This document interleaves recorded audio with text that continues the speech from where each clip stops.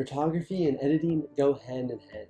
You can quickly make an image brighter, or you can make it darker. You can make it into black and white. You can really do anything by editing a photograph. And one of the best softwares out there that almost all of us use is Lightroom. And if you're like me, there's a lot to Lightroom that is still left to be learned. But if you're like me, you like learning about it. So I've been using it for a while, and I want to give you 10 tips to make your Lightroom workflow a little bit more efficient and a little bit more fun. You can do something called auto tone as a nice base to edit your photographs. Now if you go into Library and you hit E, which would bring up the view that I'm looking at right now, you can see over on the right side you have tone control, and you can click it and it says auto tone. Now Lightroom just threw out what they think are the best tones, meaning like the exposure and the highlights and the shadows, the whites and the blacks. It adjusted all of those to what it thinks is a computational perfect optimum. Now of course this isn't the optimum for us, so we can adjust a few things and make this into a much better photograph.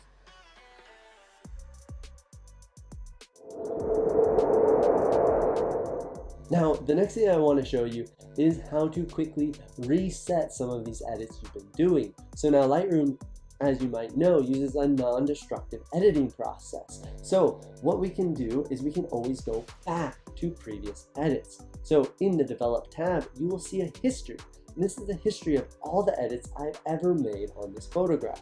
So if we want to go back to that auto tone setting, we can just click that, and now we're back to where we were. And if like, oh no, I actually did like what I did, you can click back to the exposure, and there we are again. Now, if I wanted to say try again from auto tone, whatever the very next edit I make is, will become the new history. So it kind of erases all of the changes I had made at that point, and starts again on this new slate. Now, if I don't want to use the history to change what I've been editing, you can also use these sliders. And of course, let's say I want to set exposure just back to 0 and see what it looked like. I could either try to use the slider to get it back to 0, I can click this box, type 0, hit enter, or what is even quicker is just double tapping that slider and it'll go back to 0 for you. So that's a quick way to deal with these sliders. You can double tap and they will go back to 0. And if you want to reset everything and start back from ground zero, you can hit this big reset button down here. It'll flip all your sliders back to 0. Now again, if you did that by accident, you can just click the very last thing you did in your history and you'll be back at the edit you were at. So that's a quick way to reset your settings. The third thing I want to show you guys is a cool way to crop. Now, in crop mode, you can press R on your keyboard and you will get into crop mode. Now, from crop mode, you will see these options over here. So you can change your aspect ratio, perhaps into 16:9 if you're going to be displaying these on smartphones, for example. But in addition to that, you can change your angle. And now this is pretty cool because of course we know that you can change your crop by dragging or by doing any of these things. And you can always hit reset to go back to your original image. But to change the angle, you can either type it in or move the slider here to move your angle. But what I like to do is actually take the corner of the image here, and you can click and drag, and you can actually rotate your image. Now, if you see in this image, the horizon line is actually here. So we actually do need to do an angle correction in this image. So we try to get it perfect, and there we have it. Now we hit enter, and now we have a new image that is corrected for orientation. Now on top of correcting for orientation, you can do some really cool compositional cropping and checking your composition through this crop tool. So again, we press R, you're pulled back out to this crop view. Now, what you might not know is if you press O, you can get to different crop grids. So you can see there's a bunch of different ways you can crop. Even here, we have different photo sizes that we might want to use. And these can be helpful.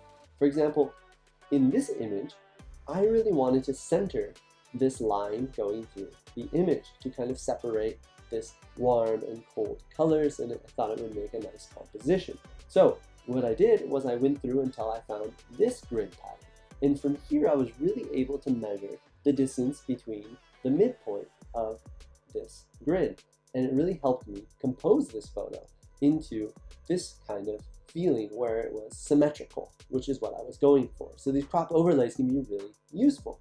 And you can also use them to guide composition. So in this example, one of the crop overlays I used was this golden spiral. So you can really see going from this dark through the tree until your eye lands on this picnic table.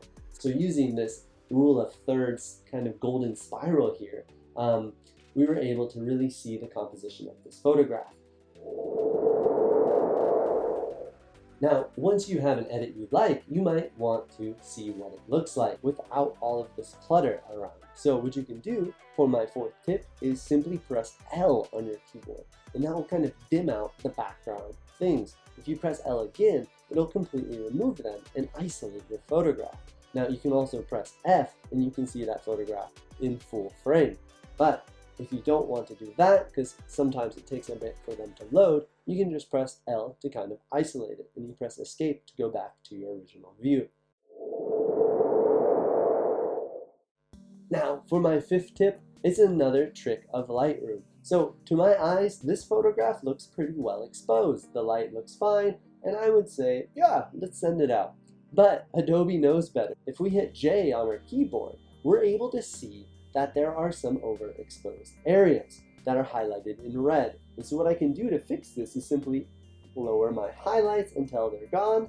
Now they're gone. I hit J again, and we are fine. So it helped me see that I did indeed have some overexposed areas, and it showed me exactly where they are, and in real time it updated them as I made my edits. So similarly, it also works for exposing underexposed areas. So here they are highlighted in blue.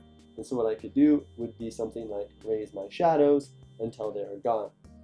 However, sometimes you might want to leave them in anyway. You might like that there is a hard shadow there or a bright area in your photograph, but it's just another tool that you can use to help get the best out of your edit. Speaking of the best out of your edit, sometimes you want to see what you have done. Now, one thing you can do is hit Y, and that will be a before and after. So you can see what the picture looked like in the first instance and what it looks like after your edit. Now, if you don't like this side-by-side view, you can also do other things, like you can make them with a middle separator, or even cooler is you can just toggle back and forth from your edit to your original photo. And you can do that very simply by pressing slash on your keyboard. And you can see you go into the before and you go into the after. So that's a handy way to kind of update yourself and say, oh, well, how is my edit looking compared to my original? So for my seventh tip for you, I want to show you how to compare two images quickly. When we're taking photos, sometimes we snap 1 or 2, 3, 4, 10 of the same thing. We want to get the very best one, the sharpest one, the one that has the best light. Maybe we made a bracket of photos and we want to take the one that was exposed the best. So what we can do is we can select our photos and press C. Now what that does is it brings us into this compare mode. So we have the selected and we have the candidate. And very quickly I can see both of the photos side by side. Now down here you also have this lock.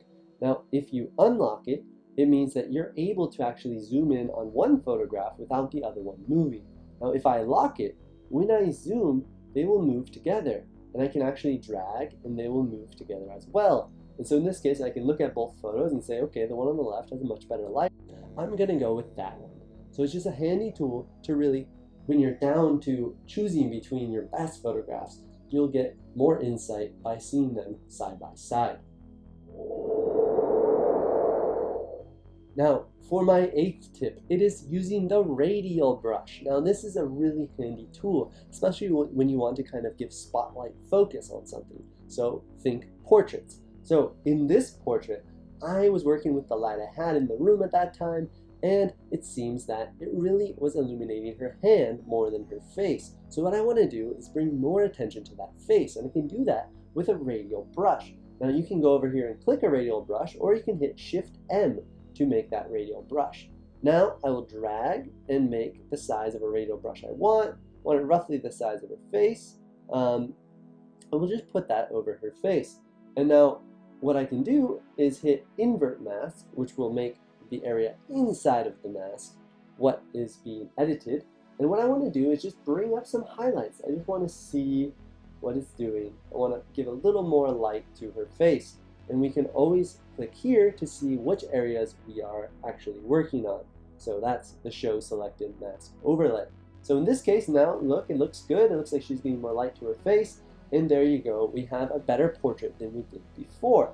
And using our before and after slash, you can see what it looks like. So I really think it looks better with that light on her face. So that would be the way to use a radial brush. Now, one of the coolest things about Lightroom is the way you can organize. And I'm not just talking about keywords. I always rate my photographs because what you can do later is then sort by rating. So this photo has 5 stars. Well, let's see, I want to see all my 5-star photographs. I can filter here in this filter bar for 5 stars and higher, and there you go, they're all here. I can click again and the filter is off. This is really handy when you have thousands and thousands of photographs and you want to show, or you want to find yourself the very best photos that you've taken. You can quickly filter by the amount of stars and you can see your best photos there. Now, something that's really practical, especially when you just imported a new batch of photos, is flagging photos. So if you flag a photo, you can press P and it'll flag, and then you can sort by flagged photos. Now, similarly, you can press X to reject a photograph, and then if you press Command backspace or delete, you will be asked if you want to reject this photo. Either remove it from your collection, or if you're in your normal working space, you actually can delete the media from your disk. In this case, I won't do that, and I'll say I made a mistake, so I'll press U to remove that flag. Now, as I said, this is really helpful when you make an import. Just yesterday, I shot a concert and I had 500 plus photographs. Now, I don't want to edit all of these photographs, so I quickly went through pressing P and X, and I Command backspace deleted all of my photos, and I was down to then a set of 79. And from those, I did it again, and I was able to refine and then edit and end up with a set of 20 photographs, which I felt comfortable to share. So that's one way that you can work with these flags to really drive your editing workflow.